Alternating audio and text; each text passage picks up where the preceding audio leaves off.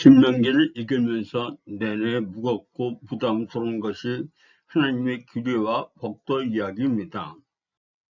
규례와 법도 잘 지켜야 하나님의 복을 받고 그거 어기면 저주를 받는다는 이야기가 참 많이 나옵니다. 규례와 법도는 다른 말로 율법입니다.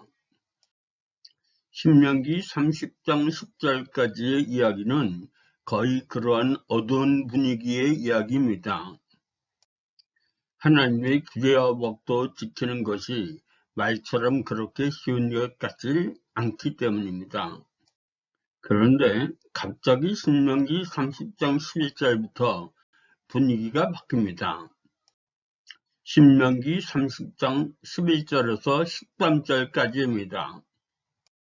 11절 내가 오늘 네게 명령한 이 명령은 네게 어려운 것도 아니요 먼 것도 아니라 12절 하늘에 있는 것이 아니니 네가 이르기를 누가 우리를 위하여 하늘에 올라가 그의 명령을 우리에게로 가지고 와서 우리에게 들려 행하게 하랴 할 것이 아니요 13절 이것이 바다 밖에 있는 것이 아니니 네가 이르기를 누가 우리를 위하여 바다를 건너가서 그의 명령을 우리에게로 가지고 와서 우리에게 들려 행하게 하랴 할 것도 아니라 그거 어려운 것 아니야.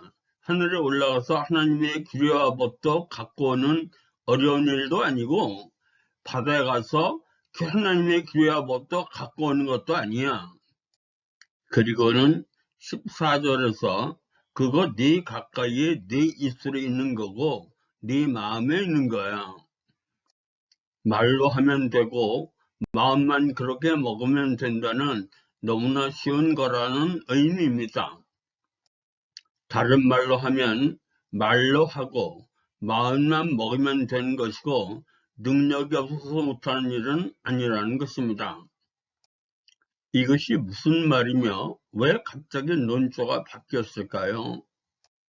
신약의 로마서의 주제는 율법을 지킴으로 구원에 이르는 것이 아니라 순전히 믿음으로만 구원에 이른다는 이야기입니다.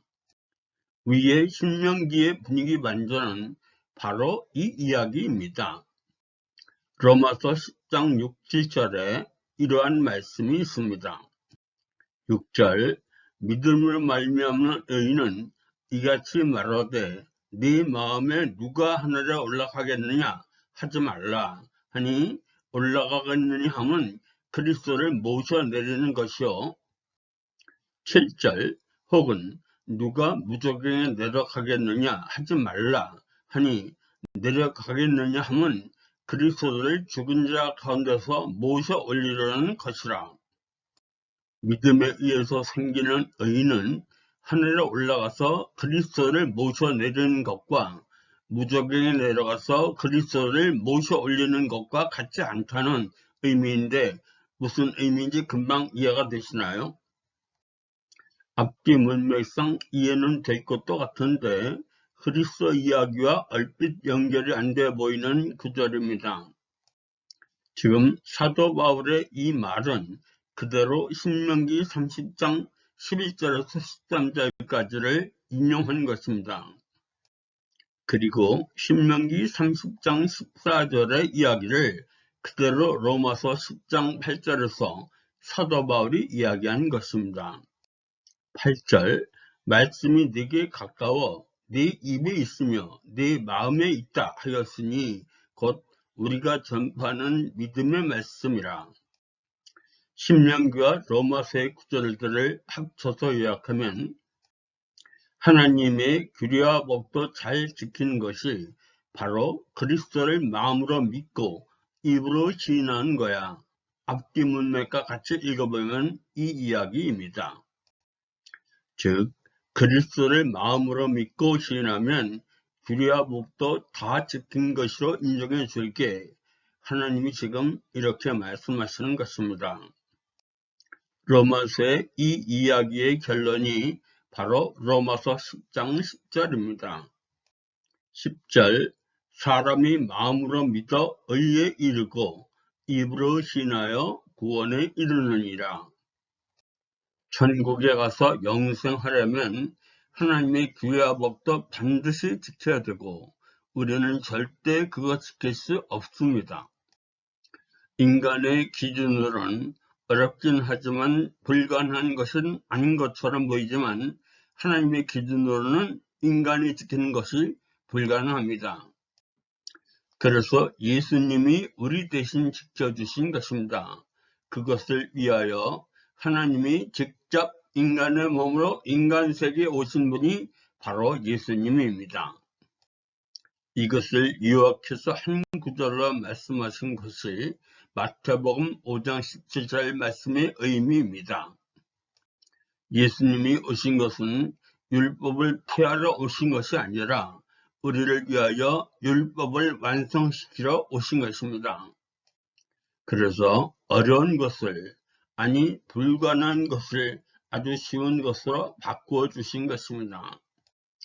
마태복음 11장 마지막 절 30절 나의 몽에는 쉽고 내 짐은 가벼움이라가 바로 이 이야기입니다.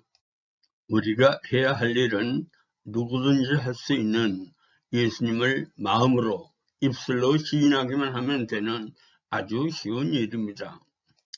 그런데 예수를 믿는다고 하는 많은 사람들이 예수 믿는지를 확인하고 다짐하고 은혜에 더욱 빠질 생각은 안 하고 그 지켜지지도 않는 규례와 법도 잘 지켜보려고 애쓰고 이미 예수님이 다 지키신, 그래서 우리는 입술로 시인하기만 하면 되는 규례와 법도 지키려고 애쓰면서 예수님처럼 한번 폼나게 살아보려고 하는 사람들이 너무도 많습니다. 순서가 바뀌었습니다. 이미 규례와 법도는 예수님이 우리 대신 완벽하게 지켜주셨습니다.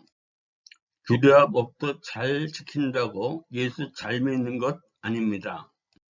그런데 예수 잘 믿으면, 그래서 그 은혜를 가슴 깊이 느끼면 이미 예수님이 지킨 것이지만 규례와 법도 잘 지키려고 애씁니다. 바꿔 말하면 하나님 말씀대로 살려고 노력하게 된 것입니다.